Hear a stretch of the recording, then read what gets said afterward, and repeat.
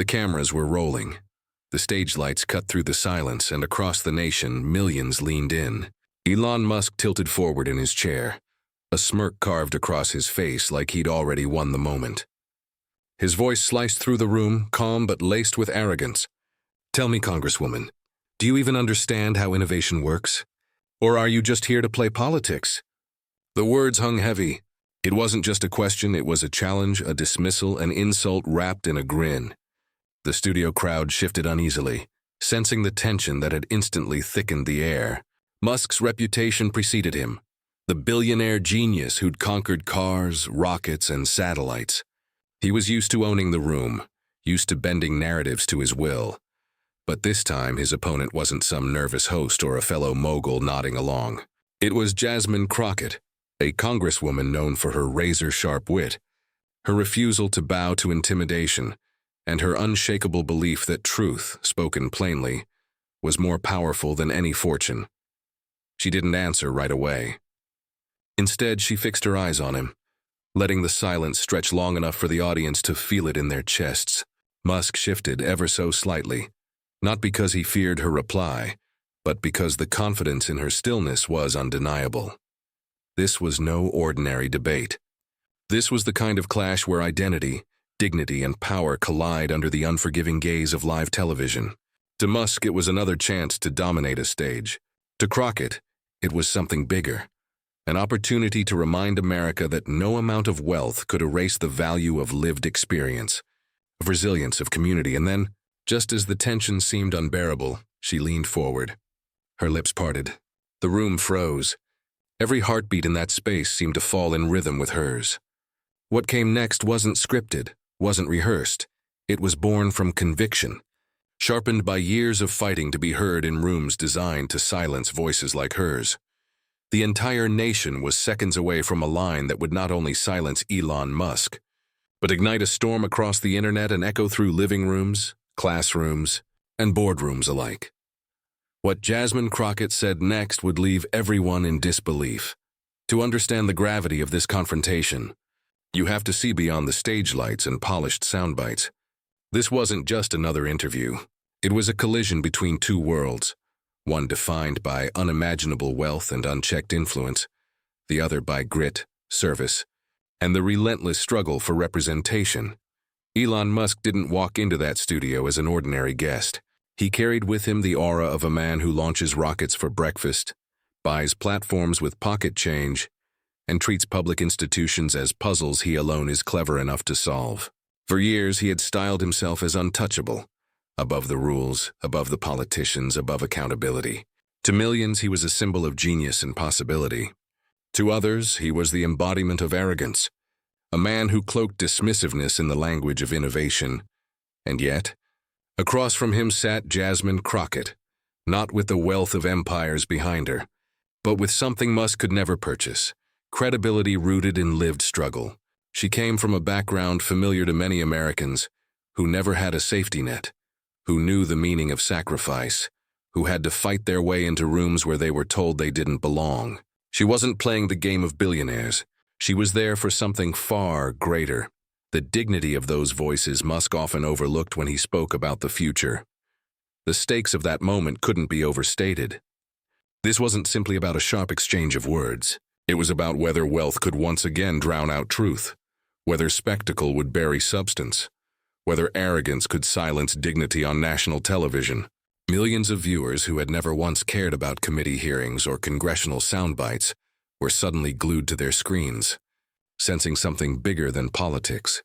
The confrontation came at a time when the country itself was fractured, when conversations about race, class, immigration, and power were not abstract ideas but battles fought in everyday lives. Musk, with his billions, represented the towering shadow of corporate dominance.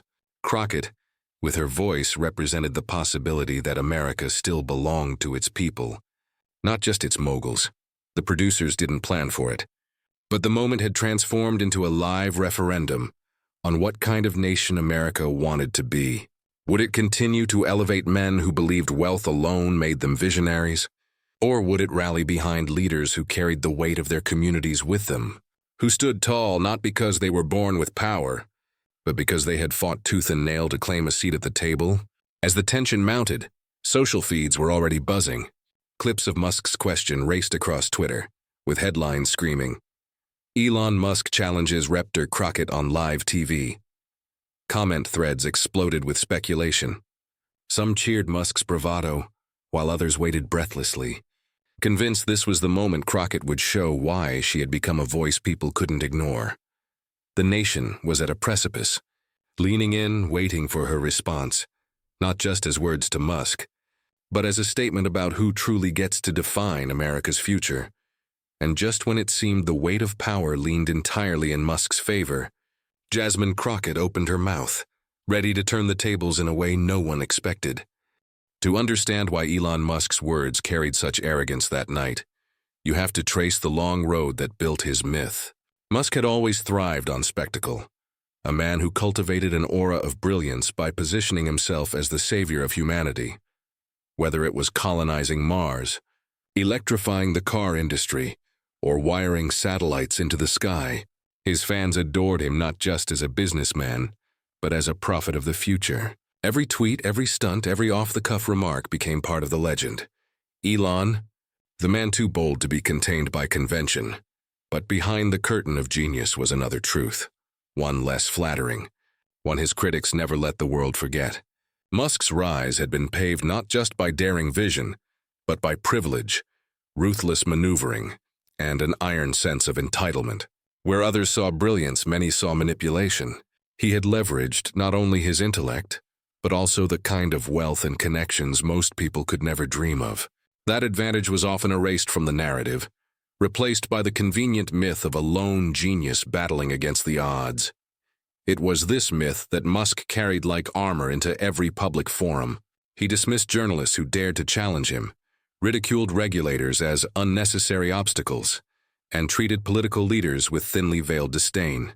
For him, rules were suggestions, and accountability was something meant for lesser men. To his admirers, this defiance was refreshing. To his critics, it was arrogance dressed as charm. The cracks in his legend became more visible as his empire expanded. Twitter, or X as he rebranded it, became a megaphone not just for bold ideas, but for outbursts, insults, and conspiracy-laced musings. He wielded his platform like a sword, slashing at opponents, mocking elected officials, amplifying voices that thrived on division. Each time he lashed out, his defenders claimed it was free speech, but the pattern was unmistakable.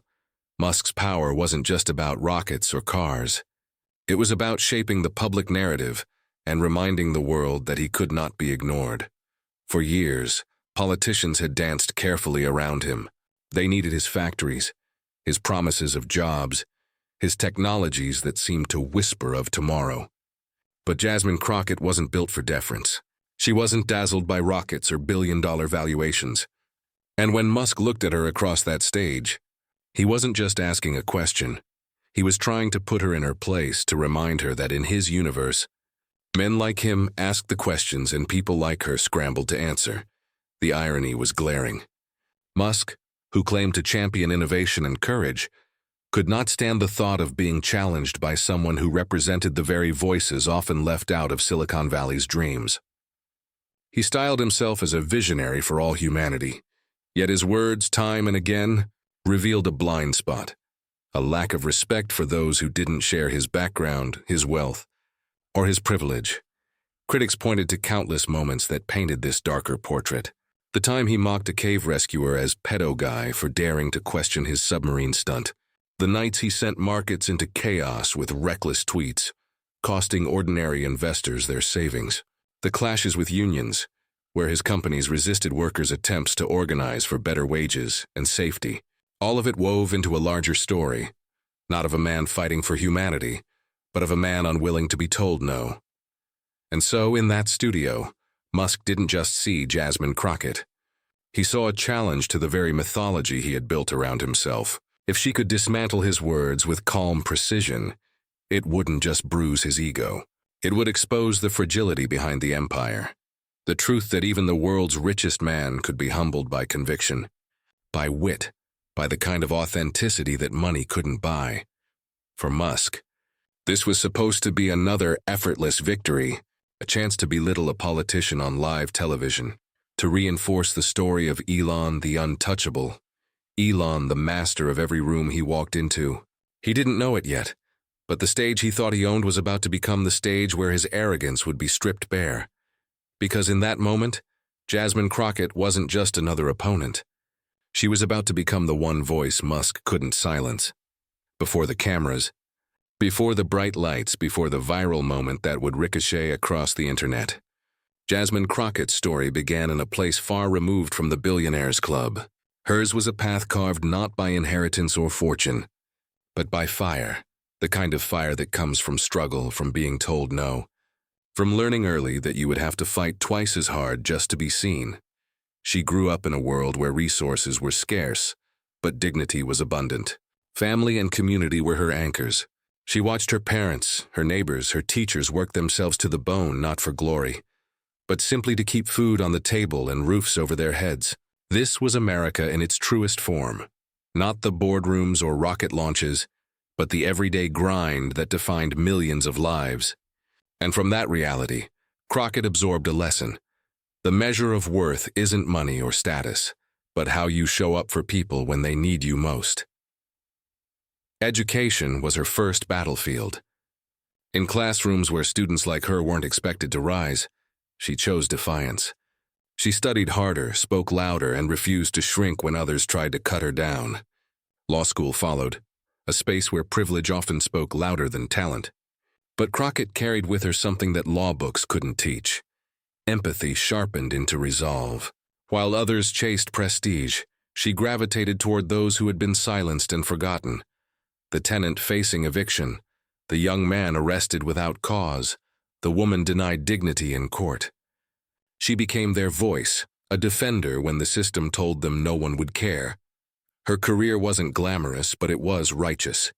Every case she took wasn't about making headlines, but about leaving a mark on the lives of those who had nowhere else to turn. That relentless commitment caught attention, not from the powerful elite, but from communities desperate for someone who understood. They saw in her not just a lawyer, but a fighter who carried their stories like armor. When she ran for office, it wasn't ambition, it was duty. She wasn't stepping into politics to climb ladders. She was stepping in because her community deserved someone who would not be bought, not be silenced, not be intimidated. By the time she reached Congress, Jasmine Crockett had already walked through fire. She knew the sting of dismissal, the sneers of those who underestimated her, the exhaustion of standing tall when the weight of expectation pressed heavy. And yet, with every challenge, she grew sharper, stronger, steadier. Her words didn't come from rehearsed talking points, but from the marrow of lived experience.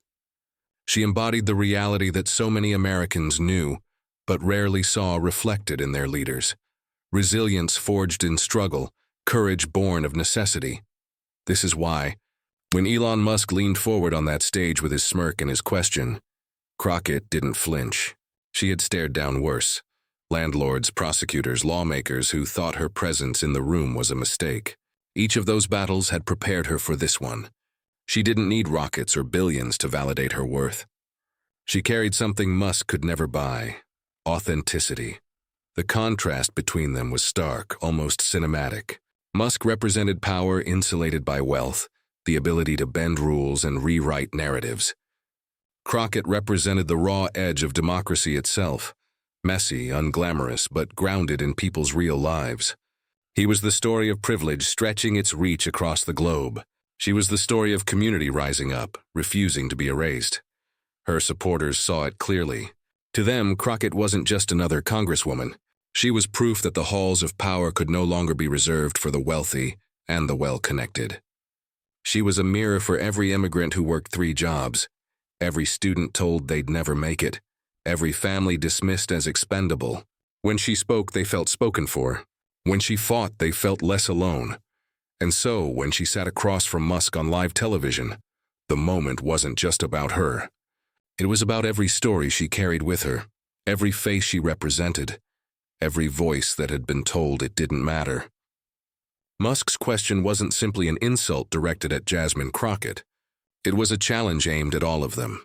The millions who knew what it felt like to be dismissed by men who thought wealth made them invincible. What Musk didn't understand, but was about to learn, was that Crockett thrived under the weight of underestimation. Every time someone tried to put her in her place, she used it as fuel. And that night, with the cameras rolling and the nation watching, she was ready to turn his smug dismissal into the very stage where she would deliver her most unforgettable blow. Because while Musk carried the myth of a self-made visionary, Crockett carried something far more powerful: the truth of her people, the dignity of her community, and the unshakable resolve that no billionaire could erase. And as the nation leaned in, waiting for her response, what Musk saw as an easy victory was about to transform into the defining defeat of his public life. The tension in the studio was thick enough to slice with a knife. Elon Musk sat back, confident in the cadence of his own voice, the smugness of a man convinced the crowd was already on his side. He pressed on, raising his voice just slightly, as though volume could substitute for substance. "See, Congresswoman, you talk about fairness, about equity, about protecting people. But tell me, what have you actually built? Where are your rockets? Where are your innovations? All I see is regulation and politics, slowing down progress for the rest of us." Gasps rippled through the audience. It wasn't just the condescension. It was the casual dismissal of every American who had ever fought without billion-dollar safety nets, who had ever built a life not out of stock options but out of sweat and sacrifice. Musk wasn't just belittling Crockett. He was belittling them. Crockett did not flinch. She sat composed, her hands folded, her eyes fixed on Musk with the calm precision of someone who knew her silence was louder than his bluster. The camera caught the contrast perfectly. His fidgeting hands, her stillness. His raised voice, her measured gaze. Viewers at home could feel it. The storm was coming and she was its quiet center. Musk leaned in again, unwilling to let the silence linger. "I employ hundreds of thousands of people. I create industries where none existed. And what do? You write laws that tie people like me down. You make it harder for America to win." The words echoed through the studio, sharp and rehearsed, designed to box her into a corner. But Crockett's supporters watching across the country knew better. They could see it in her posture. She was not trapped. She was waiting. The escalation was deliberate, each sentence from Musk piling higher, each jab designed to provoke. He smirked, interrupting her when she began to shift in her chair, cutting her off mid-thought. The moderators, caught in the gravitational pull of his celebrity, let him continue unchecked. His tone sharpened, his words came faster, his gestures more animated. But with every insult, every dismissal, every arrogant laugh, Musk was digging himself deeper into a hole. What he saw as dominance, millions of viewers saw as desperation. What he thought was control looked in the glare of the cameras like insecurity. He was rattled by her calm, frustrated by her composure, unnerved that his usual tactics weren't working. And then it happened. The smallest flicker, the tiniest shift in Crockett's expression. Her lips pressed together, her chin tilted just slightly upward. It was the kind of gesture that told the world she was done listening. For the first time all night, Musk faltered. He stammered, stumbled over a word, tried to correct himself. The crowd noticed. The energy shifted. This was no longer Musk's stage. It was hers. Crockett leaned forward, her eyes burning with a clarity that needed no theatrics.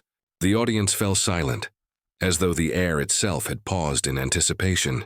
She opened her mouth, ready to deliver the line that would shatter Musk's illusion of dominance. The line that would not only reclaim the debate but redefine it. The entire country, whether they were Musk fans or his fiercest critics, leaned in closer to their screens. They could sense it. Something unforgettable was about to be spoken, and when the words left her lips, they would strike with the force of a hammer breaking glass. The air thickened, electric, as if the entire chamber was waiting for a thunderclap. Jasmine Crockett leaned forward ever so slightly, her fingers resting on the table, her eyes locked with unshakable resolve. She didn't rush. She didn't stumble. She let the silence drag for one heartbeat, 2, 3, long enough for the cameras to zoom closer, long enough for the audience to lean in and wonder what storm she was about to unleash. Elon Musk shifted in his seat, perhaps expecting another dodge, another carefully measured answer he could swat away. But what he got instead was a line so sharp, so surgically delivered, that it cut through the air like glass shattering in slow motion. "You don't get to buy your way into dignity," she said, her voice steady, carrying across the room with a resonance that felt larger than the chamber itself. For a split second, no one moved. Musk blinked.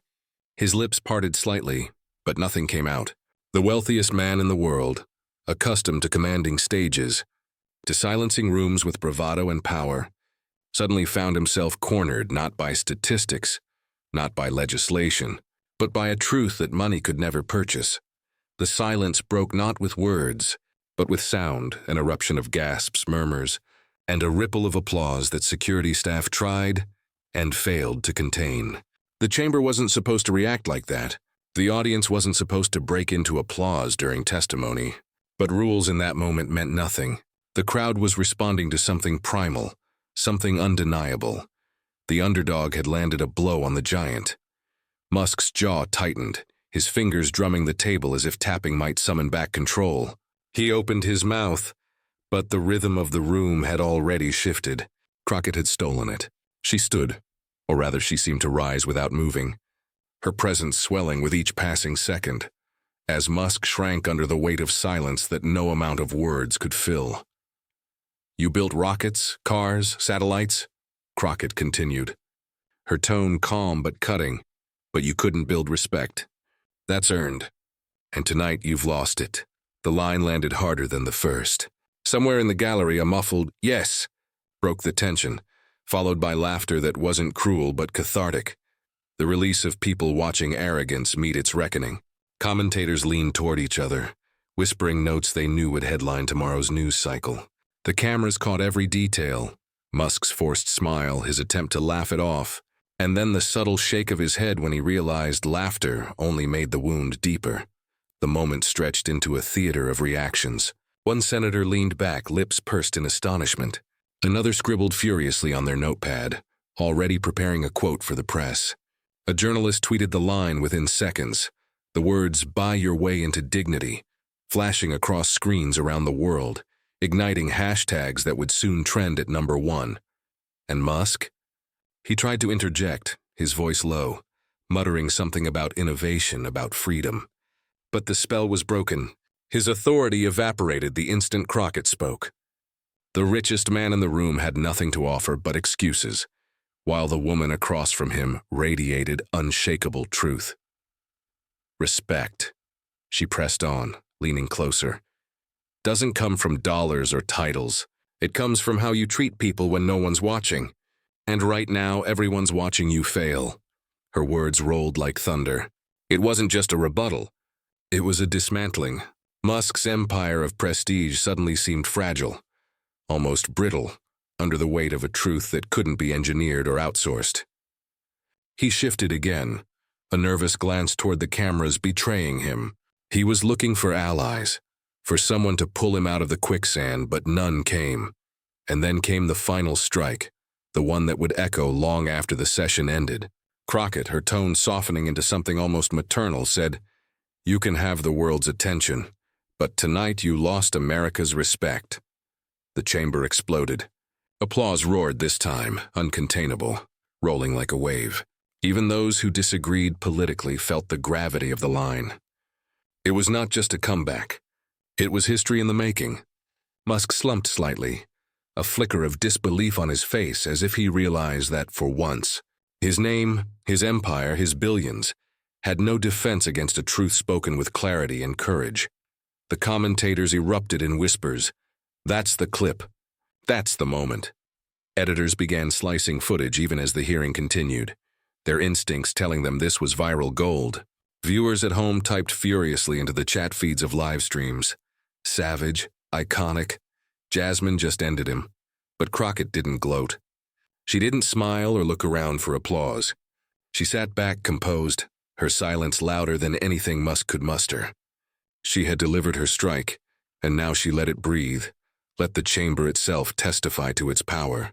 Musk fumbled with his pen, gripping it too tightly, then setting it down as if even the act of holding something steady had betrayed him. For the first time that night, the balance of power had shifted completely.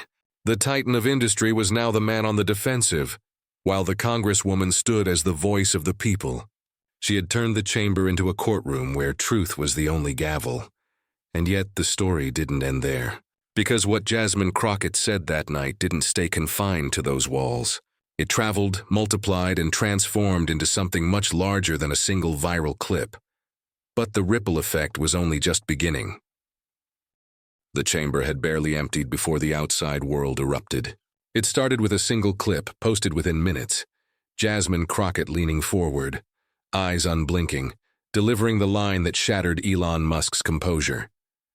"You don't get to buy your way into dignity." By the time the hearing recessed, that clip had already clocked 500,000 views. Within the hour, it was everywhere. Twitter, TikTok, Instagram. The digital battlefield lit up like fireworks. Hashtags stormed the trending list. Mick drop Jasmine. Respect can't be bought. Crockett vs. Musk. Teenagers stitched the clip into reaction videos. Activists turned it into rallying cries. Even meme accounts got in on the moment, plastering Musk's stunned face with captions like, "When your billions can't save you from facts." On TikTok, edits layered her line over dramatic music, slowed the footage so her pause before speaking felt like the longest 3 seconds in political history. One creator added a cinematic zoom, another synced it to hip-hop beats, turning a congressional exchange into an anthem. The comments section swelled with fire emojis, clapping hands, and the word "Queen" in all caps, repeated thousands of times. Then came the headlines. The New York Times, Crockett eviscerates Musk in stunning exchange. CNN, you don't get to buy your way into dignity. The line heard across America. Even outlets usually cautious about spectacle couldn't ignore the raw electricity of the moment. The Washington Post described it as a modern-day David versus Goliath clash. On Fox News, anchors tried to dismiss it, but their own clips only fueled the algorithm, pushing Crockett's words to an even wider audience. By nightfall, celebrities chimed in. Kerry Washington tweeted, "Respect isn't for sale. Rep. Crockett just reminded us all." LeBron James reposted the video to his 150 million followers, adding, "Game over." Writers, comedians, musicians, one after another, latched onto the phrase until it became more than a line. It became a movement, and politicians noticed. Progressive leaders hailed Crockett as a rising star. Alexandria Ocasio-Cortez tweeted a heart and fire emoji alongside the clip. Senators gave nods of approval in interviews, careful to align themselves with the wave of energy sweeping through the base. Even rivals, when pressed, admitted she had struck a chord that couldn't be ignored. Meanwhile, Musk's allies scrambled to spin the fallout. Some claimed the clip was taken out of context. Others argued Crockett was grandstanding. But the more they pushed back, the faster the memes spread, because the internet had already decided who won. Musk wasn't the genius innovator in this story. He was the man left speechless, blinking in the silence as his empire of influence cracked in front of millions. Journalists noted the symbolism. Crockett, a black congresswoman from Texas, had not just survived an encounter with the richest man in the world. She had owned it, defined it, and reframed it as a question of dignity, not dollars. For immigrants, for working-class families, for those who felt invisible in the halls of power, her words became proof that truth could still cut through privilege. In living rooms across America, families replayed the clip. Parents showed their kids pointing to Crockett as an example of courage. College students blasted it on projectors in dorm lounges. At protests and rallies, organizers wove her line into chants. What had begun as a congressional hearing now felt like a cultural moment, a collective reminder that arrogance wasn't invincible. And the metrics told the story. Within 24 hours, the clip had racked up 50 million views across platforms. Hashtags generated billions of impressions. Influencers jumped on the wave, branding shirts, mugs, and stickers with the phrase, "Respect can't be bought." The viral ecosystem turned Crockett's words into both a slogan and a shield. Yet behind the applause, there was something deeper. The internet crowned her a new hero. But not just for the savagery of the line. It was the poise, the composure, the refusal to let wealth dictate worth. In a political climate drowning in cynicism, this moment offered a spark of authenticity. And still, one question lingered. Because while the hashtags trended, while the memes multiplied, while the praise echoed louder by the hour, a larger issue simmered beneath the surface. Crockett had won the exchange, but what did that victory mean beyond the chamber, beyond the screen, beyond the adrenaline of going viral? And while the internet crowned a new hero, one final question remained. What does this moment mean for America? When the noise of the headlines faded, and the endless scroll of memes slowed, what lingered was not just a viral clip. It was a truth that had cut through the chaos, a truth bigger than any billionaire, any chamber, any single hearing. Jasmine Crockett had reminded America that no matter how high arrogance rises, there is something higher still: dignity, resilience, and the unshakable courage of speaking truth to power. Her words carried farther than social media metrics could measure. They resonated in communities where people had been told for generations that money decides worth. They reached immigrants who had crossed oceans for the chance to be seen as equal. They echoed in neighborhoods where families worked 2 jobs and still felt invisible to the elites who claimed to know better. Crockett's stand was not just her own. It was theirs, too, because this moment wasn't about a clash between 2 individuals. It was about the enduring lesson that arrogance, no matter how wealthy, no matter how powerful, eventually collapses under the weight of truth. Musk represented the idea that wealth could rewrite the rules, bend reality, silence dissent. But Crockett's answer proved something timeless. Courage doesn't need billions. It only needs conviction. And in that conviction lies the essence of America at its best. From the founding promise of equality, to the struggles of civil rights, to the voices rising today for justice, the measure of leadership has never been the size of a bank account. It has always been the ability to stand, steady and unafraid, when others would rather look away. Crockett reframed the viral moment as a lesson for every viewer. Respect isn't a commodity, she had declared, and in those words lived the core of democracy. That justice cannot be bought, that accountability cannot be dodged, that the dignity of a people is not for sale. For a nation weary of cynicism, her stand was a reminder that resilience is real, and that truth, even in a single sentence, can still shake the powerful. The inspirational crescendo was undeniable. This was more than a debate. It was a mirror held up to America, showing us who we are and who we still hope to be. Crockett's poise, people saw the possibility of leaders who fight not for themselves, but for those without a voice. In her courage, they found permission to believe again in the strength of conviction. And in her refusal to bow before arrogance, they saw the proof that justice, though delayed, still burns like a quiet fire. Because in the end, America is not defined by the wealth of its billionaires, but by the resilience of its people. It is not measured by the reach of one man's empire, but by the courage of those willing to speak when silence is easier. It is not the power of arrogance that shapes history, but the power of truth, carried by those who dare to speak it. And that is why Crockett's line became more than a viral clip. It became a lesson, a reminder that dignity once claimed cannot be taken, a reminder that money cannot erase arrogance once exposed, a reminder that resilience, steady, unshaken, is the truest measure of leadership. Because in the end, the measure of a leader isn't their wealth or their power, but their willingness to stand for the people. And so it all comes back to that one line, the moment that cut through the noise and left the world breathless. You don't get to buy your way into dignity. With those words, Jasmine Crockett didn't just win an argument. She won the moral battle, proving that truth spoken with courage carries more weight than all the money in the world. Elon Musk may have walked into that chamber expecting control, but he left with silence.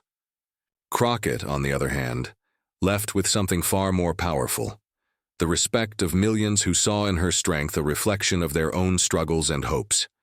And now, it's your turn. If this moment moved you, if you believe dignity should never be for sale, then don't just watch, be part of the movement. Subscribe to this channel, share this story with your friends, and add your voice to the chorus rising against arrogance and for justice.